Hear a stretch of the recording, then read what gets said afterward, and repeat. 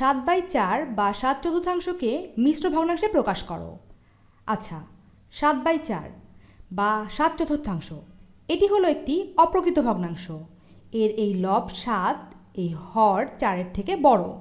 একে আমাদের প্রকাশ করতে হবে মিশ্র ভগ্নাংশে, অর্থাৎ এমন একটি ভগ্নাংশে যেখানে আমাদের একটি পূর্ণসংখ্যা অংশ থাকবে এবং এই লবটি হবে এই হরটি থেকে ছোট। তাহলে এসো প্রথমেই এই 7/4কে আমরা অপ্রকৃত ভগ্নাংশ থেকে মিশ্র ভগ্নাংশে প্রকাশ করে নেই এবং তারপর আমরা দেখব যে এটি কিভাবে হলো এবং এই 7/4 বলতে আসলে কি বোঝানো হচ্ছে।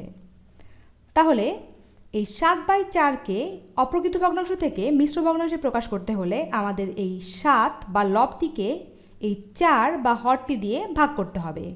তাহলে করে নেই, আমরা 7কে ভাগ করব, 7 হলো আমাদের লব, লবকে ভাগ করব আমাদের হর দিয়ে অর্থাৎ 4 দিয়ে। তো 4 7-এর মধ্যে যায় একবার, 4 একে 4, বিয়োগ করলে আমরা পাই 7 থেকে যদি 4 বিয়োগ করি আমরা পাই 3। তাহলে আমরা পাচ্ছি আমাদের ভাগশেষ হচ্ছে 3 এবং ভাগফল 1। এখন লক্ষ্য করো, আমরা এভাবেই এটিকে আমাদের অপ্রকৃত ভগ্নাংশটিকে মিশ্র ভগ্নাংশে প্রকাশ করে ফেললাম। কিভাবে দেখি, এই যে আমাদের ভাগফলটি, এটি হলো আমাদের মিশ্র ভগ্নাংশের পূর্ণ সংখ্যা অংশ। তাহলে আমি লিখলাম, এরপর আমাদের ভগ্নাংশ অংশ যেখানে লবটি হবে হর থেকে ছোট, সেখানে আমাদের লবটি হবে এই যে ভাগশেষটি, এই ভাগশেষটি। তাহলে আমি লিখি, এবং তারপর আমাদের হর হবে এই যে যেই জিনিসটা দিয়ে বা যে সংখ্যাটা দিয়ে আমরা ভাগ করলাম, অর্থাৎ আমাদের আগে যে হরটি ছিল অপ্রকৃত ভগ্নাংশের হরটি, এটিই হবে আমাদের মিশ্র ভগ্নাংশেরও হর। তাহলে আমরা পেয়ে গেলাম 7/4 বা 7/4কে মিশ্র ভগ্নাংশে প্রকাশ করে আমরা পেলাম 1/3/4 বা 1/4/3। তাহলে আমরা এটা কীভাবে পেলাম? অপ্রকৃত ভগ্নাংশর লবটিকে হরটি দিয়ে আমরা ভাগ করলাম, এরপর ভাগ করার পর আমরা যে ভাগফল পেলাম সেটি আমরা বসালাম পূর্ণ সংখ্যা হিসেবে এবং যে ভাগশেষটি পেলাম সেটি বসালাম লব হিসেবে, এবং তারপর যে হরটি আমাদের আগেই ছিল অপ্রকৃত ভগ্নাংশের হর সেটিকে আমরা বসিয়ে দিলাম হর হিসেবে, এবং এভাবেই আমরা একটি অপ্রকৃত ভগ্নাংশকে একটি মিশ্র ভগ্নাংশে প্রকাশ করে ফেললাম। এখন এসো দেখি যে এটি আসলে কিভাবে কাজ করলো বা এই 7/4 বলতে আসলে কি বোঝানো হচ্ছে। তো এটি করার জন্য আমি কয়েকটি বাক্স নেব। তার আগে লক্ষ্য করো 7/4 বা 7/4 এটি আসলে কি। এটিকে আমরা এভাবেও প্রকাশ করতে পারি যে 7টি 1/4 বা 7 গুণ 1/4। 7টি 1/4 নিলেই তো আমরা 7/4 পাচ্ছি, এবং সেটি আমি এখানে বুঝিয়েছি 7 গুণ 1/4 বা 7/4। তাহলে এখন লক্ষ্য করো, আমরা যদি 1/4 7টি বাক্স নেই তাহলেই কিন্তু আমরা 7/4 পেয়ে যাচ্ছি। তাহলে এখন আমি 1/4 7টি বাক্স নেব। এই হলো আমার একটি বাক্স, এটি প্রকাশ করছে 1/4। এরকম 7টি বাক্স প্রকাশ করবে 7/4। তাহলে এই বাক্সটিকে আমি কপি করি এবং তারপর এটিকে 7 বার পেস্ট করব। তাহলে আমি পেয়ে যাব 7/4। এই যে আমি পেলাম 2/4, এই 3/4 এবং এই 4/4।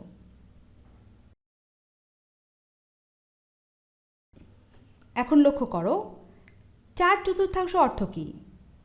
4টি চতুর্থাংশ মানে হলো একটি পূর্ণ অংশ। আমার প্রয়োজন আরও 3টি চতুর্থাংশ। তাহলে আমি আবার নেই, এই যে আরও একটি চতুর্থাংশ, 2টি চতুর্থাংশ এবং 3টি চতুর্থাংশ। লক্ষ্য করে দেখো, আমি তাহলে আমার 7টি 1 2 3 4 5 6 7টি চতুর্থাংশ নিয়ে নিলাম, এবং আমি কি পাচ্ছি?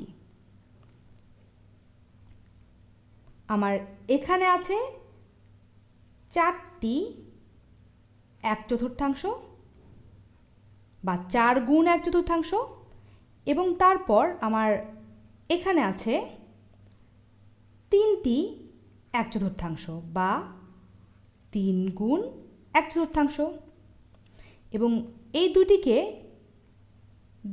যোগ করেই আমি কিন্তু পাচ্ছি আমার এই 7 গুণ 1/4। আমি এখানে আরেকবার একটু লিখি, 7 গুণ 1/4 আমি সমান সমান পাচ্ছি 4 গুণ 1/4 যোগ 3 গুণ 1/4। এবং এটা আমি কেন করলাম দেখো, 4টি 1/4, 4 গুণ 1/4, এটাকে যদি আমরা গুণ করে দেই আমরা কি পাই? আমরা এটাকে গুণ করে দিলে পাই 4/4, যেটা সমান হলো আসলে 1, তাই না? লক্ষ্য করো, 4টি 1/4 বা 4টি 4/1 অংশ মিলে আসলে পুরো একটি অংশ হচ্ছে বা সম্পূর্ণ বাক্স হচ্ছে। ঠিক আছে, এরপর 3টি 1/4, এর অর্থ হলো 3/4। যদি আমরা এই 3 গুণ 1/4কে গুণ করে ফেলি তাহলে আমরা পাই 3/4। তাহলে আমরা এই 7 গুণ 1/4 বা 7/4 সমান পাচ্ছি 4/4 যোগ 3/4 বা 1 যোগ 3/4, এবং 1 যোগ 3/4 আর 1 সমস্ত 3/4 একই কথা, 1 সমস্ত 3/4।